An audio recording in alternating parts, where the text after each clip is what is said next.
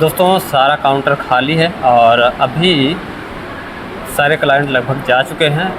सिर्फ कंसल्टेंसी के लोग बचे हैं।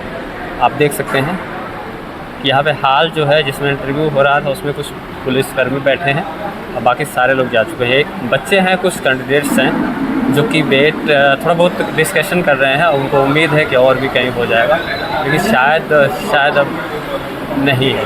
एक मिनट में कंफर्म करता हूँ, होल्ड ऑन। तो गाइस इस टाइम पे 4 से ज़्यादा हो चुके हैं और मैं अभी इंटरव्यू हॉल में ही हूँ, जहाँ पे इंटरव्यू ओवरसीज़ वैकेंसी का इंटरव्यू चल रहा था। और देख सकते हैं पीछे खाली सब कुछ, काउंटर्स खाली है और ऑलमोस्ट सारे लोग जा चुके हैं।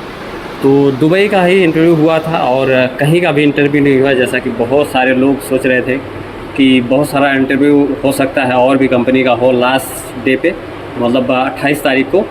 तो दुबई का ही इंटरव्यू हुआ सिर्फ, और सारे क्लाइंट अब यहाँ से निकले हैं और एक मुश्किल से 1-2 क्लाइंट बचे होंगे और जो कंसल्टेंसी है उसके वर्कर्स बचे हैं, बाकी सारे लोग जा चुके हैं।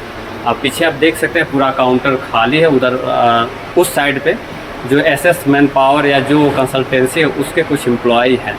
तो ऑलमोस्ट सारे लोग जा चुके हैं और सिर्फ दुबई का ही था। इजराइल, जर्मनी, जापान, शायद इसका डाउट था, इसीलिए मैं रुका भी था। मैंने बोला था कि जब तक ये क्लियर नहीं हो जाएगा तब तक यहाँ से नहीं जाऊँगा, इसलिए मैं 26 को घर गया था और 26 के बाद फिर से 28 को आया। 27 को नहीं, 28 को आया। 26 का हाल आपको पता है, 28 को आया और आज अभी 4 साढ़े 4 बज रहे हैं लगभग, और सब कुछ जो है क्लोज हो चुका है दुबई वाला।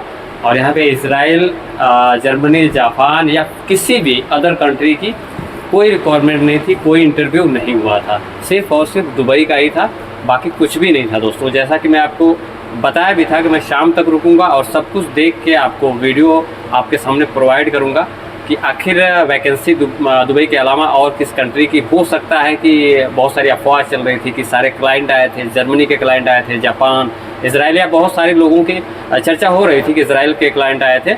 और कुछ लोग का ये मानना था कि हो सकता है कि भीड़ कम हो जाए तो इंटरव्यू हो, क्योंकि पहले दिन 26 तारीख को भीड़ की वजह से इंटरव्यू कैंसिल कर दिया गया।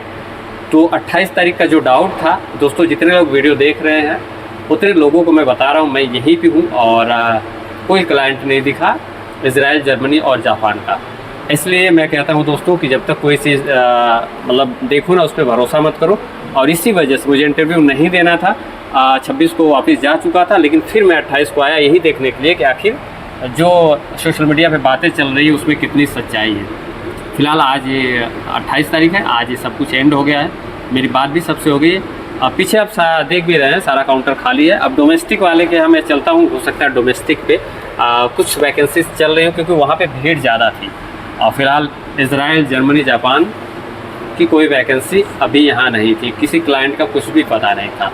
तो फिलहाल अफवाहों से आप दूर रहें दोस्तों। और मैं हमेशा रिक्वेस्ट करता हूँ कि मेरे चैनल पे नए हैं तो सब्सक्राइब करके रखिए, नोटिफिकेशन बेल ऑन करिए, ताकि ऐसी वीडियो की जानकारी मिलती रहे, जो भी सही जानकारी है वो आपके पास पहुँचती रहे, ताकि आपका टाइम बर्बाद ना हो, आप परेशान ना हो।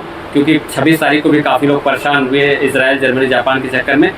चूँकि वैसा बताया गया था, किसी की गलती नहीं, क्योंकि वैसा जिसने भी पूछा उसके पहले हेल्पलाइन नंबर पे या फिर जहाँ भी संपर्क किया तो ये बताया गया कि जर्मनी, जापान और इजराइल की वैकेंसी है। लेकिन यहाँ आने के बाद कुछ भी नहीं था और मना कर दिया गया। सारे लोग परेशान हुए, पैसे बर्बाद हुए, वापस भी हो गए। तो निश्चित तौर पे बहुत निराशा हाथ लगी। लेकिन जो डाउट था उसको क्लियर करने के लिए मैं 28 तारीख को भी यहाँ पे आया हूँ, रुका हूँ।